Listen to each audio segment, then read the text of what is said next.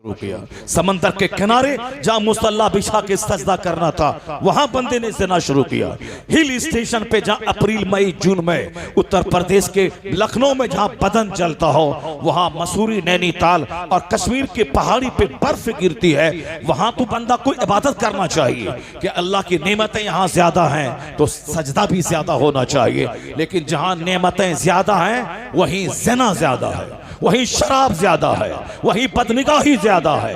समंदर के किनारे चंचल मौजों को देखकर आंखें ठंडी होती हैं, वहां अल्लाह को सजदा करना चाहिए। उसी समंदर के किनारे बंदा ज़िना करता है। गोवा तीन तरफ से समंदर से घिरा हुआ शहर। 31st नाइट को कश्ती में जुआ खेला जाता है, वहां नंगा नाच लोग करते हैं, वहां ज़िना और शराब को पानी से ज्यादा सस्ती लोग बना लेते हैं। वहां जहां नियमतें ज्यादा है वही बंदों ने गुनाह करना शुरू किया। काठमांडू नेपाल की राजधानी हिल स्टेशन, उसे लोगों ने ज़िना और होटलों का शहर बना दिया। यानी जहां बर्फीली हवा चलती है, जहां गर्मी के मौसम में भी कंबल ओढ़ के सोते हैं, वहां तो सजदा ज्यादा होना चाहिए, नेमतें ज्यादा हैं, लेकिन वहां लोगों ने उसे ज़िना का अड्डा बना लिया।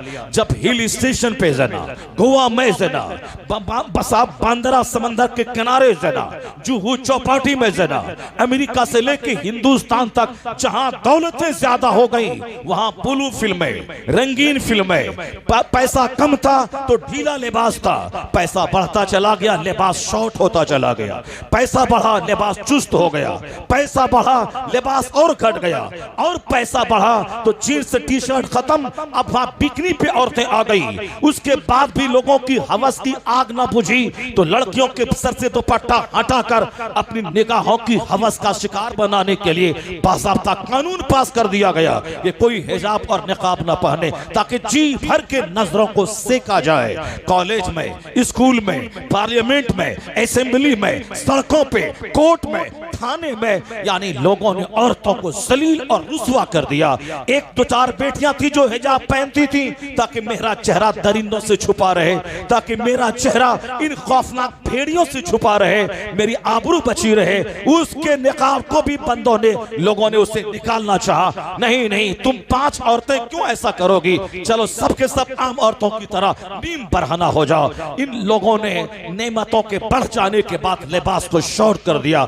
एयरपोर्ट पे जाके देखें, वहां पे मालदार घराने की जितनी भी औरतें हैं उतना ही शॉर्ट लिबास, ऐसा कि जैसे कोई वस्त्र ही नहीं है। दौलतें बढ़ती गई, बरहंगी बढ़ती गई, दौलतें बढ़ती गई, ब्लू फिल्मों का देखना बढ़ता गया, पैसे बढ़ते गए, रात के 3-3 बजे तक जागकर सिनेमा देखना बढ़ गया। फिर क्या होना था? अल्लाह की खूबसूरत दुनिया में जब पाप बढ़ जाता है तो अल्लाह तबारक व तआला बंदों की औकात याद दिलाने के लिए उनका जीना तल्ख कर देता है। उसके जीना को तल्ख करने के लिए एक छोटा सा अजाब अल्लाह भेजता है जिसमें बंदों का जीना मुश्किल हो, रात गुजारना मुश्किल हो, बंदों को लाशों को उठाने से फुर्सत नहीं मिलती है। तो वहां सच्ची तौबा करना चाहिए। कोई दवाई, कोई वैक्सीन, कोई मेडिसिन इस अजाब से रिहाई नहीं दिला पाएगा।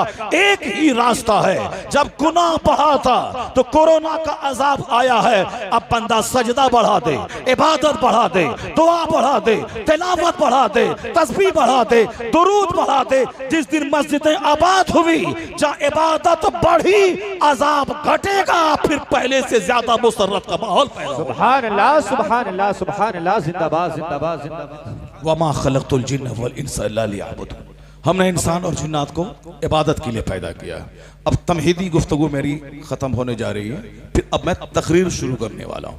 मगर एक पॉइंट को और मैं मुकम्मल कर दूँ, फिर उसके बाद मैं तकरीर शुरू करता हूँ। ज़रा दुरूद पाक पढ़िए, अल्लाहुम्मा सल्ली अला सय्यदना मौलाना मुहम्मद मअदनिल जुद वल करम व आलिहि व बारिक व सल्लिम सलातन व सलामन। ज़रा ज़ोर से दुरूद शरीफ पढ़िए ना, खूब चिल्ला के बोलिए, जोर से बोलिए, ताकि वो जो जेल में बंद है गुरु और चेला, उसका सीना फट जाए आपके दुरूद को सुनने के बाद। जरा जोर से बोलिए ला इलाहा इल्लल्लाह, हाथ उठा के बोलिए ला इलाहा इल्लल्लाह, और जोर से बोलिए सुभान अल्लाह, जोर से बोलिए अस्सलातु वस्सलामु अलैका या रसूल अल्लाह। खूब पढ़िए, इतना पढ़िए कि सीना उसका फट जाए और इतना पढ़िए कि आपका सीना रोशन हो जाए। खूब जिक्र और दरूद से अपने सीने को रोशन कीजिए। माइक वाले को बोले कि आवाज़ थोड़ी सी वो तेज़ कर दे। मैं तेज़ होता हूं तो वो आवाज़ घटा देता है। ये नहीं जानता है कि रोज़ाना बोलना है और तुम आवाज़ घटाएगा तो फिर क्या हो। कल मौलाना साहब के मदरसे में खिताब करना है और आज जो बातें यहाँ रह जाएंगी कल इंशाअल्लाह करीम कल वहाँ बातें पूरी हो जाएंगी हजरत के मदरसे में इंशाअल्लाह। आज मैं कोशिश करूँगा कि 4-5 आयतें कुरान की पढ़ूँ और कल इंशाअल्लाह 4-5 बातें रसूल पाक की मैं पढ़ूँ। आज की तकरीर पूरी कुरान की आयतों के दरमियान गर्दिश करेगी और कल इंशाअल्लाह करीम सरकार दो जहां की अहादीस करीमा के इर्द गिर्द मेरी गुफ्तगू गर्दिश करेगी। गौर से सुनिए। आज कुरान सुनना है, कल हदीस सुनना है। आज क्या सुनना है? आज कुरान सुनना है और कल हदीस सुननी है इंशाअल्लाह। कल मैं बताऊंगा हदीस में कि पटना का PMCH का एक MBBS डिग्री होल्डर डॉक्टर अभी 1 महीना पहले जो कुछ अखबार में बयान दिया है, मेडिकल की डिग्री हासिल करने के बाद बिहार की राजधानी पटना का सबसे बड़ा डॉक्टर जो अभी 1 महीना पहले जो कुछ कहा है, जहां नजर उस डॉक्टर की आज गई है वहां नजर कैसे मुस्तफा की 1400 साल पहले गई है। मैं बताऊंगा सरकार की हदीस के तनाजुर में कि सलीक़े हयात, आर्ट ऑफ लिविंग, जीने की कला जिस पर आज दुनिया के दानिश्वर जोर दे रहे हैं और वो जीने की कला पैगंबर आजम ने किस कदर 1400 साल पहले हमको अता किया था। हमने उसे छोड़ा, फिल्म एक्टर को हमने देखना शुरू किया। नतीजे में सेहत भी गई, चेहरे का नूर भी गया, घर की रौनक भी गई, समाज की मोहब्बत भी गई। सब चीज सिर्फ हम खोखला पड़े हुए हैं। मेरे पास कुछ नहीं है, सिर्फ घमंड है, सिर्फ गुस्सा है, सिर्फ गुरूर है, सिर्फ सूखापन है, बदअखलाकी है। ये सारी चीजें जो काफिरों के पास थी वो मेरे पास आ गई हैं। जो डिसिप्लिन है, जो मोरालिटी है, जो ह्यूमैनिटी है, जो अखलाक की बुलंदी है, जो सीरियसनेस, संजीदगी है, जो सिंपलिसिटी, सादगी है, वो काफिरों ने ले लिया। हमने उसकी पेचीदगी को ले लिया, अपनी जिंदगी को मुश्किल बना दिया। आज जरूरत है कि वापस सरकार दो जहां की जिंदगी से नूर हासिल किया जाए इंशाअल्लाह करीम। कल मैं बताऊंगा कि उस डॉक्टर ने क्या कहा, हुजूर ने क्या कहा। कल मैं बताऊंगा कि फ्रांस के बहुत बड़े तहकीकाती इदारे का एक बहुत बड़ा साइंटिस्ट हुजूर की किस हदीस से उन्होंने 1 दर्जन से ज्यादा साइंटिफिक मेडिकल पॉइंट्स हासिल किए हैं। इस दौरे जदीद के तनाजुर में हुजूर की उस हदीस पाक की रोशनी में हम उसको समझने की कोशिश करेंगे। मगर आज पहले थाईलैंड यूनिवर्सिटी का प्रोफेसर किस आयत को पढ़ सुनकर ईमान लाया और फ्रांस का सबसे बड़ा वैज्ञानिक वो कुरान की किस आयत को पढ़ के ईमान लाया। ये दोनों बातें बाद में, पहले जो बात मैं छेड़ दिया हूं वो मेरी बात मुकम्मल हो जाए। एक बात दरूशी पढ़िए, अल्लाहुम्मा सल्ली अला सय्यदना मौलाना मुहम्मद मअदनिल जुद वल करम व आलिहि व बारिक वसल्लम सलातो व सलामुन अलैका या रसूल अल्लाह। ये इस तरह की महफिलें आदमी को संजीदगी देती है, आदमी के सीने को नर्म करती है, आदमी के दिल में अल्लाह का खौफ डालती है। नेक लोगों की सोहबतों में बैठने से तबीयत में नेकी पैदा होती है और कुरान शरीफ सुनने से आदमी का सीना नर्म और मोम हो जाता है। व इज़ा समिउ मा उनज़िला इला रसूल तरा अयुनहुम तफीदु मिनद्दम। कुरान करीम के अजाइबात में है कि जब लोग अल्लाह के कलाम को सुनते हैं तो उनकी आंखें आंसू बहाने लगती हैं। वह तक़शइर्रु मिन्हु जुलूदुल लज़ीना यख़शौना रब्बहुम, यानी अक्लमंद जिनके रोंगटे खड़े होते हैं जब वो अल्लाह का कलाम सुनता है, उनके रोंगटे खड़े हो जाते हैं। चूंकि आज हम कुरान पढ़ते नहीं, इसलिए एक बुलेट खरीदते हैं तो समझते हैं कि मुझसे बड़ा फिरौन कोई नहीं है। आज हम आलिमों की सोहबत में रहते नहीं है, इसलिए छोटा सा घर बना लेते हैं, सोफा, गद्दा, फ्रिज, एसी, कूलर लगा दिया।